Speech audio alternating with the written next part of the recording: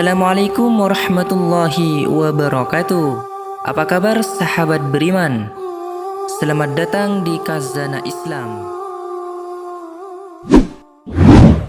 Di video kali ini kita akan membahas ular yang dilaknat oleh Allah Subhanahu wa taala. Mulanya ular adalah penghuni surga yang memiliki kaki. Sayang dia dibuang ke bumi gara-gara melakukan hal ini. Siapa yang tidak mengenal ular ya sahabat beriman?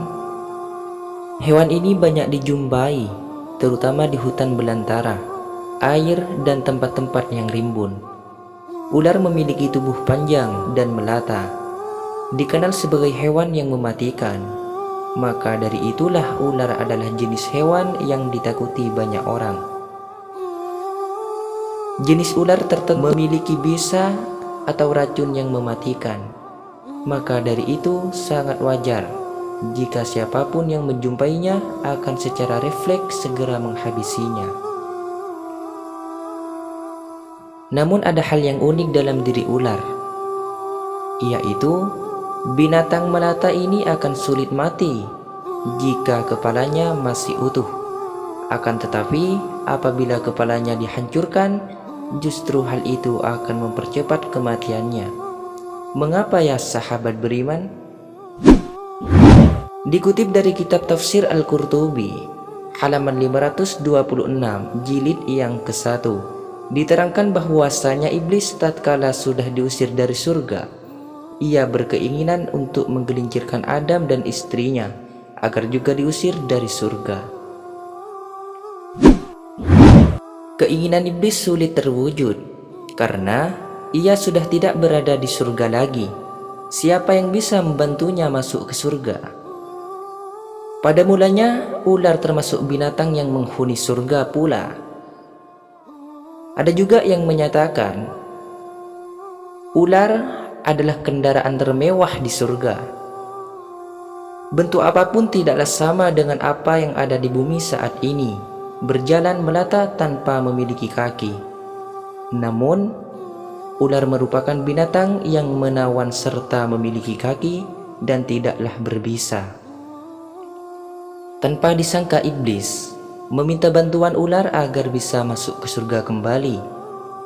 Sementara ular pun tidak mengetahui maksud iblis ke surga. Ia pun menolongnya. Dengan pertolongan ular, iblis berhasil memasuki surga dan menemui Adam bersama istrinya. Rencana busuk iblis pun dilancarkan kepada Adam. Ia merayu Adam dan Hawa agar mau memakan buah kuldi. Demi meyakinkan akan kebenaran ucapannya, iblis bersumpah atas nama Allah untuk mengelabui Adam dan Hawa. Singkatnya, Nabi Adam dan Hawa tertipu sumpah iblis. Mereka berdua akhirnya memakan buah kuldi. Karena melanggar larangan Allah, Adam dan istrinya terkena sanksi harus turun ke bumi. Selain memberikan sanksi pada kedua manusia pertama di dunia,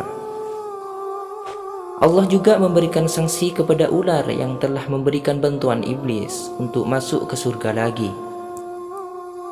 Sanksi Allah kepada ular ialah perubahan wujudnya. Ular harus berjalan melata tanpa kaki. Ular menjadi musuh manusia, dan begitu pula sebaliknya, manusia pun akan memusuhi ular. Sanksi terakhir manakala ular merasa terancam jiwanya, ia akan menggigit atau melilit, sedangkan kematiannya ketika kepalanya sudah dihancurkan. Sanksi terakhir manakala ular merasa terancam jiwanya, ia akan menggigit atau melilit, sedangkan kematiannya ketika kepalanya sudah dihancurkan. Pertanyaannya, bolehkah membunuh ular di dalam Islam?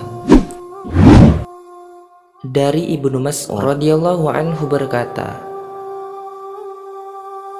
bahwa Rasulullah Shallallahu alaihi wasallam bersabda, "Bunuhlah semua ular. Barang siapa yang takut pada dendam mereka, maka ia bukan dari golonganku." Rasulullah Shallallahu alaihi wasallam memerintahkan umat Islam untuk membunuh ular, karena ular memang berbahaya dan dapat menimbulkan ketakutan bagi semua orang. Sedangkan khusus ular yang bersarang di rumah, Rasulullah Shallallahu Alaihi Wasallam melarang kita untuk langsung membunuhnya. Larangan tersebut termuat di dalam hadis yang diriwayatkan oleh Imam Al-Bukhari, yang artinya, dan dia sebarkan di bumi itu segala jenis hewan. Al-Baqarah ayat 164. Ibnu Umar radhiyallahu anhu juga mengatakan bahwa dirinya mendengar Nabi Muhammad Shallallahu Alaihi Wasallam ketika berkhutbah di atas mimbar, dan beliau bersabda, "Bunuhlah ular, dan bunuhlah ular yang di punggungnya ada 2 garis putih dan ular pendek, karena kedua ular itu menghapus, yakni membutakan pandangan dan menggugurkan kandungan." Kemudian Abdullah berkata, "Ketika aku mengejar ular untuk membunuhnya, lalu Abu Lubabah memanggilku, 'Janganlah engkau membunuhnya.' Maka aku berkata, 'Sesungguhnya Rasulullah Shallallahu Alaihi Wasallam telah memerintahkan kamu untuk membunuh ular-ular.' Abu Lubabah berkata lagi, 'Sesungguhnya setelah itu beliau melarang terhadap ular yang ada di rumah-rumah, yaitu ular-ular yang menghuni rumah.'